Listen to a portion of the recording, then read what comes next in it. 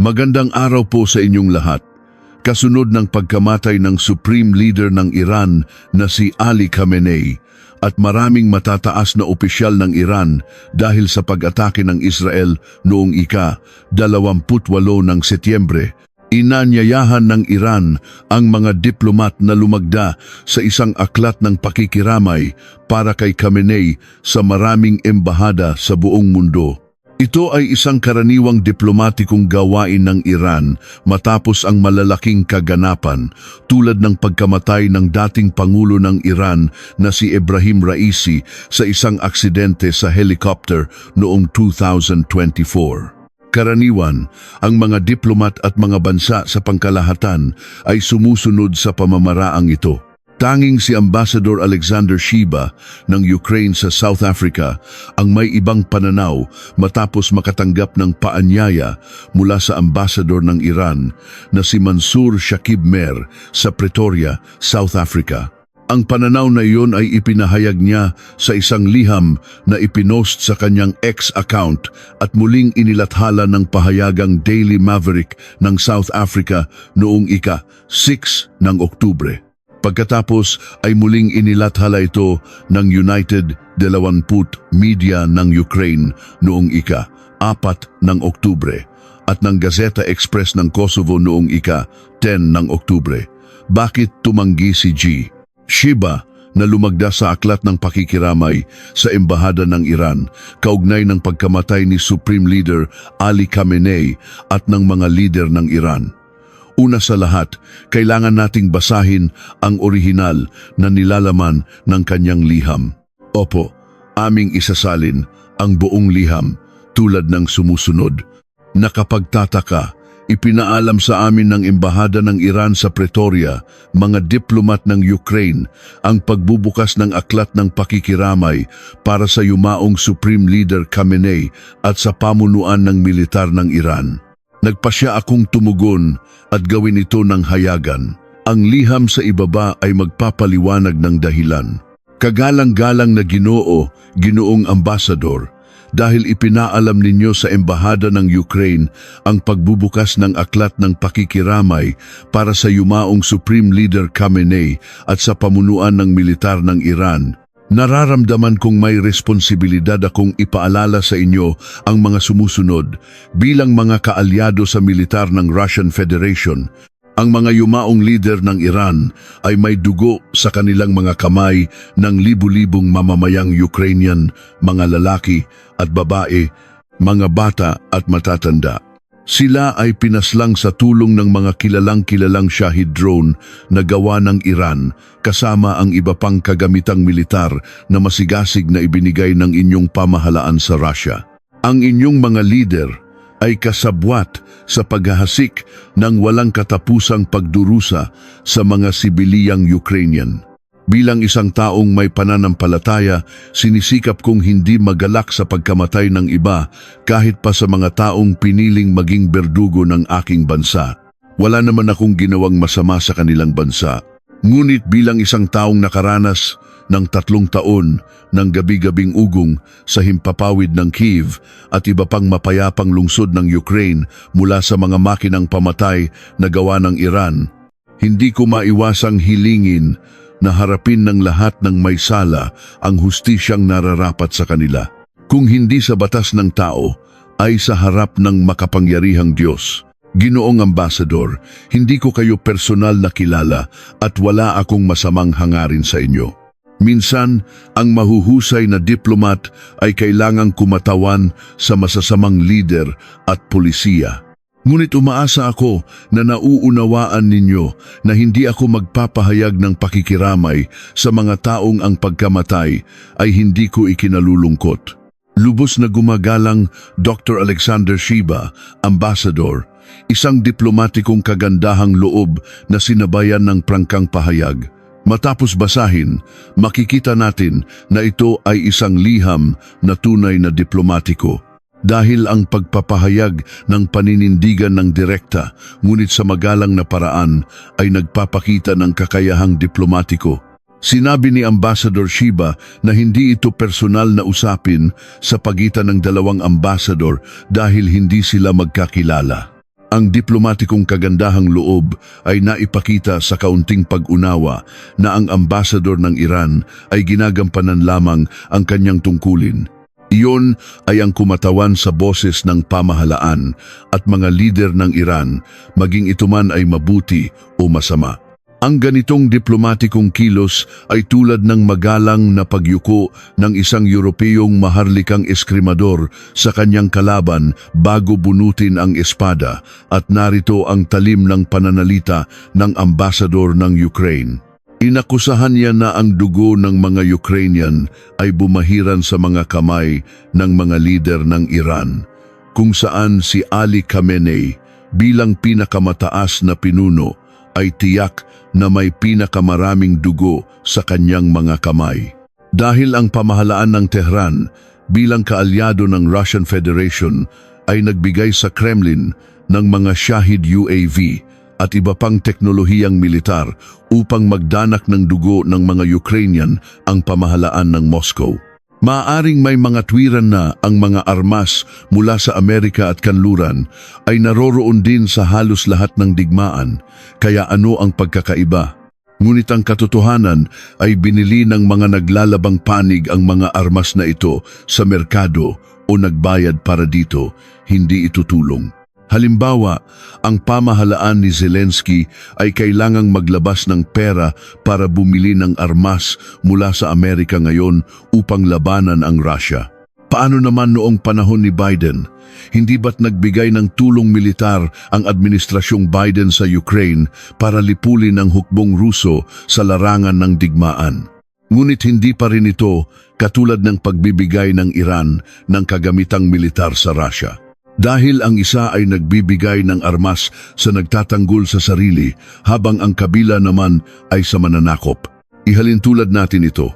Kapag isang marahas na kapitbahay ang pumasok sa ating bahay para pumatay, ang kanyang mga kasabwat ay hindi lamang siya pinigilan kundi binigyan pa siya ng kutsilyo.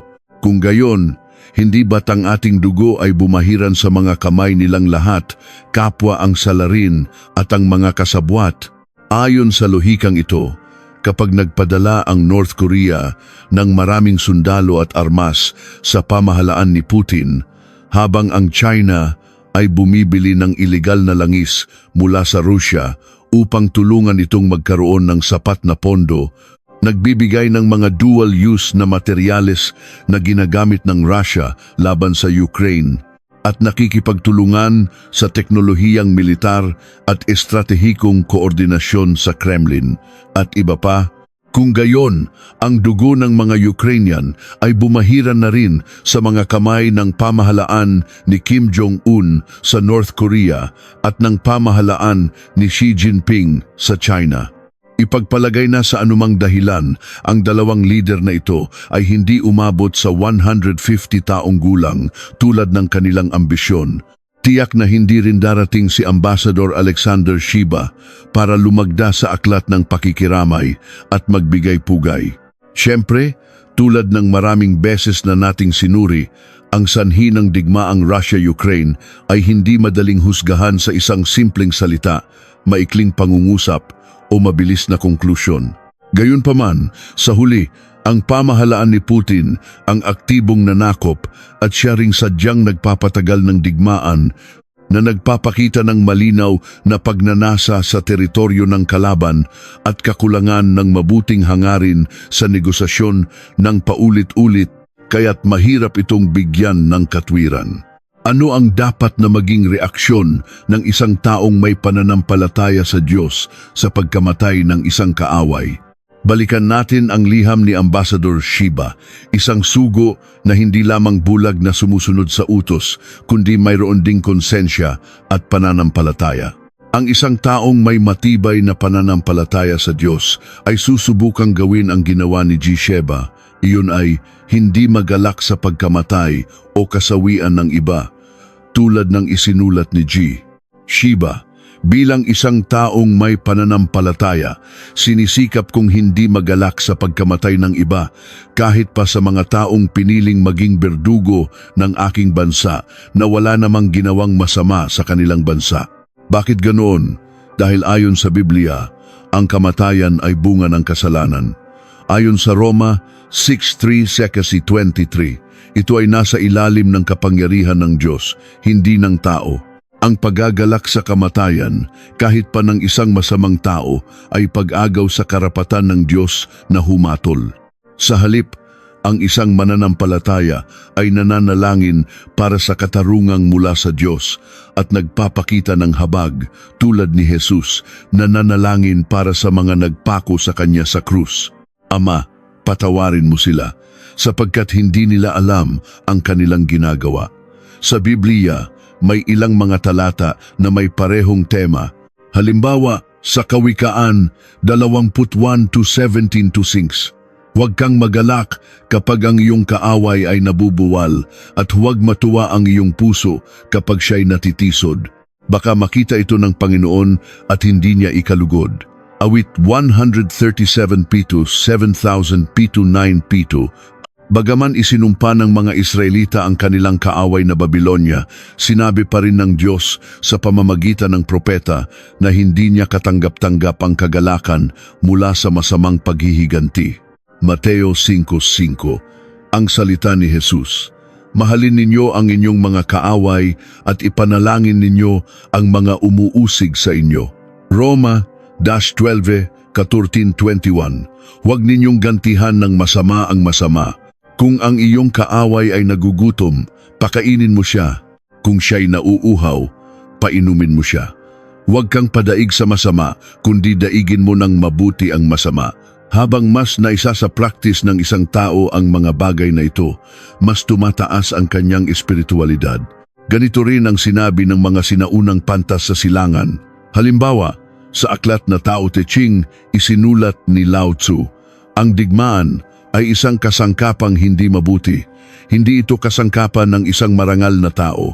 Kapag kailangang gamitin dahil walang ibang paraan, ang kahinahunan ang pinakamahalaga. Ang manalo ngunit hindi ito ikinararangal. Sinumang ikinararangal ito ay isang taong mahilig pumatay. Ang isang taong mahilig pumatay ay hindi makakamit ang kanyang layunin sa mundo. Halimbawa, pagkatapos ng digmaang sibil sa Amerika, 1865, nang magpasya ang hukbo ng Timog na sumuko, si General Grant na kumakatawan sa hukbo ng Hilaga ay tinanggap si General Lee na kumakatawan sa hukbo ng Timog na may paggalang na nararapat sa isang kapantay at may kabaitan na parang isang kaibigan, hindi bilang isang sumusuko. Lahat ng mga sundalo at opisyal ng Hilaga ay binigyan ng mahigpit na utos na huwag magpakita ng anumang kawalang galang sa natalong general ng Timog. Ang resulta, sa seremonya noong araw na iyon, walang anumang pagpapakita ng kagalakan o pagmamataas, tanging paggalang sa pagitan ng mga sundalo. Bagaman magkaiba ang kanilang mga ideal, sila ay mga tao pa rin. Ito ang sibilisasyong Kristiyano. Ngunit paano kung ang kalaban ay kasamaan o kahit na isang napakasamang tao? Pagkatapos ng pagkamatay ni Supreme Leader Ali Khamenei, maraming taga-Iran ang nagsayawan at nagdiwang. Hindi pa natin matukoy kung ano ang dahilan ng kanilang kagalakan. Maaring nagdiriwang sila dahil mula ngayon magiging mas magaan ang buhay. Ang bansa at mamamayang Iranian ay magkakaroon ng mas maraming pag-asa, ngunit kung sila ay nagdiriwang dahil sa pagkamatay ni G.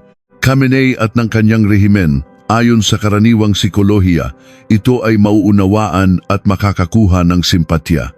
Kung isasaalang-alang ang mga kasalanang ginawa ng rehimeng Islamic Republic of Iran sa mamamayang Iranian sa loob ng 27 taon, at ang pinakahuli ay ang madugong pagtugis sa mga nagprotesta noong mga unang buwan ng 2024. Ilang mamamayang Iranian ang namatay, nawalan ng tahanan, nawalan ng mga mahal sa buhay, naging baldado at hindi na nabuhay. Ngunit kung susuriin ayon sa pamantayan ng mga sinaunang tao sa mga pangunahing relihiyon tulad ng ating ipinakita, ang ganitong pag-uugali ay tila may malaking agwat pa. Makikita natin kung gaano kataas ang pamantayang moral ng mga sinaunang tao. Sinikap ni Ambassador Shiba na hindi magpakita ng kagalakan sa pagkamatay ng iba, kahit na sa pagkamatay ng taong piniling pahirapan ang kanyang bansa nang walang makatarungang dahilan. Iyon ay pagsisikap na gawin ang isang bagay na hindi madali. Ngunit sa kabilang banda, dahil isa pa rin siyang tao, hindi niya maiwasang malungkot kapag ang mga mamamayan ng kanyang bayang Ukraine ay namamatay araw-araw sa kamay ng mga Ruso sa tulong ng mga armas mula sa Iran. At siyempre, umaasa siyang matatanggap ng mga salarin ang nararapat na paghatol. Kung hindi ito magagawa ng batas ng tao, mayroong batas ng langit ng Diyos.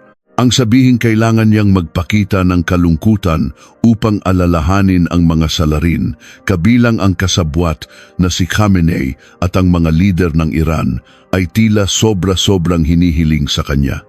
Isinulat ni Sheba, ngunit bilang isang taong nakaranas ng 3 taon ng gabi-gabing ugong sa himpapawid ng Kyiv at iba pang mapayapang lungsod ng Ukraine mula sa mga makinang pamatay na gawa ng Iran, hindi ko maiwasang hilingin na harapin ng lahat ng may sala ang hustisyang nararapat sa kanila. Kung hindi sa batas ng tao, ay sa harap ng makapangyarihang Diyos. Pinakamainam na hindi magpakita ng kagalakan sa pagkamatay ng isang tao kahit na isang masamang tao.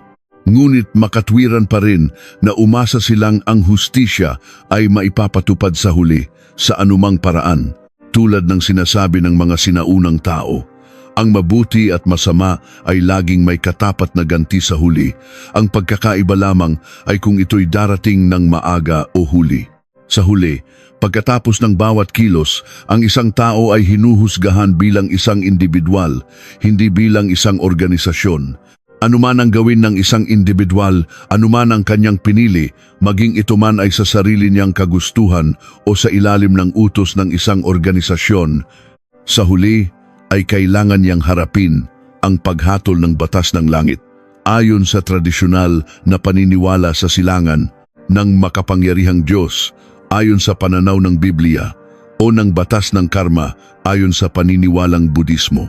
Maraming salarin sa Iran ang humarap na sa hustisyang nararapat sa kanila sa pamamagitan ng kamay ng tao, ngunit ito rin ang masamang bunga na sa wakas ay umabot sa masasamang tao. At ang salarin ay hindi lamang ang may hawak ng kutsilyo na pumatay para sa sariling kapakanan, kundi kasama rin ang mga kasabwat na nagbigay ng sandata, maging ang mga nagbigay ng salita at suporta.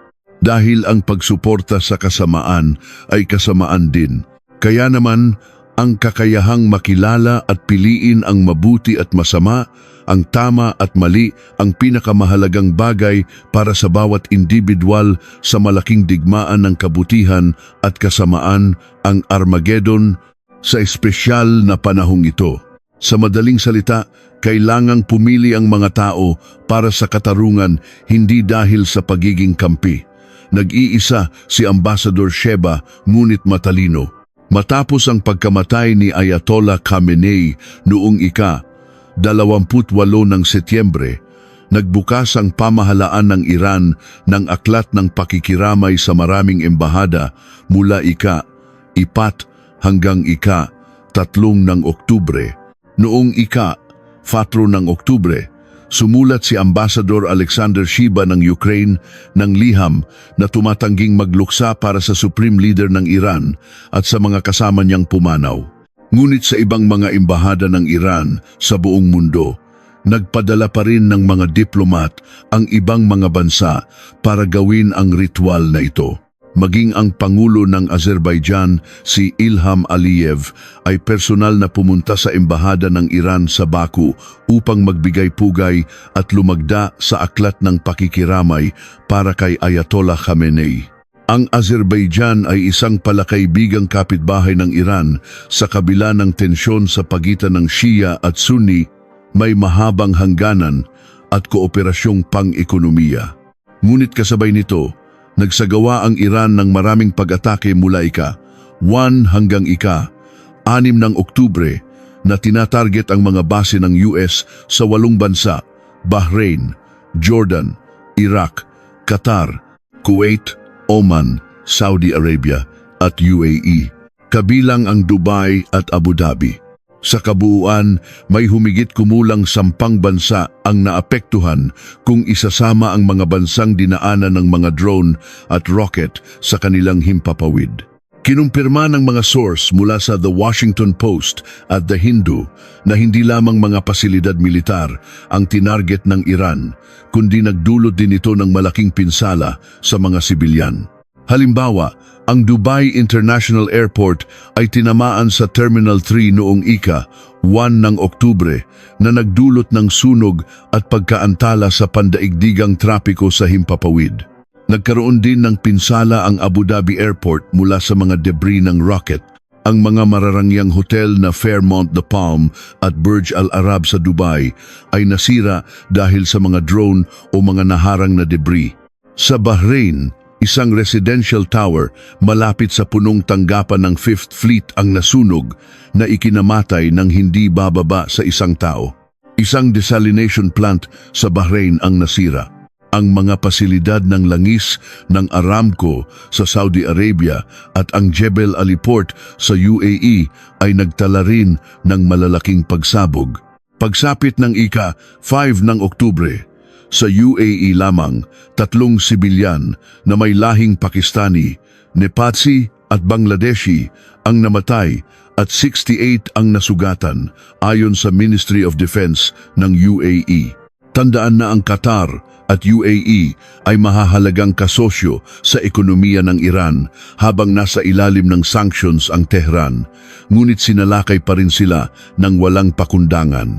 Mula ika-4 hanggang ika-4 ng Oktubre, may 2 hanggang 4 na UAV mula sa Iran ang pumasok sa Nakhchivan ng Azerbaijan, umatake sa paliparan at malapit sa isang paaralan na ikinasugat ng 2 hanggang 4 na sibilyan. Tinawag ni Pangulong Ilham Aliyev ang taong nagbigay pugay at lumagda sa aklat ng pakikiramay para sa Iran ang insidente bilang isang teroristang gawain, pangit, duwag at walang kahihiyan. Nagpatawag siya ng agarang pulong ng Security Council, inutusan ng militar na maging handa sa pinakamataas na antas ng labanan at nagbanta ng ganti. Sa diplomatikong paraan, ipinatawag ng Azerbaijan ang ambasador ng Iran sa Baku. Nagpadala ng formal na protestang diplomatiko sa Tehran. Tinawag ang insidente na labag sa internasyonal na batas at nagpapataas ng tensyon. Inalis din nila ang lahat ng kanilang diplomatikong tauhan mula sa Iran dahil sa mga alalahanin sa seguridad at kinansela ang isang nakatakdang military exercise. Ayon sa ulat mula sa The Times of Israel noong ika-5 ng Oktubre, Azerbaijan Dalian 24 at isang pahayag mula sa Ministry of Foreign Affairs ng Azerbaijan, inakusahan ng Foreign Minister ng Iran, si G.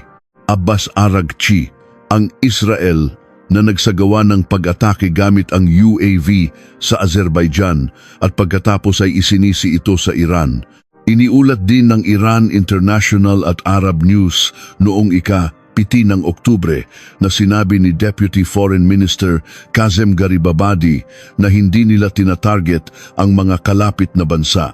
Ngunit noong ika-7 ng Oktubre, kinumpirma at naglabas ng pahayag ng paghingi ng tawad ang Pangulo ng Iran na si Masoud Pezeshkian, isang miyembro ng Pansamantalang Council of Leadership, dahil sa pagpapakawala ng mga rocket sa mga kapitbahay.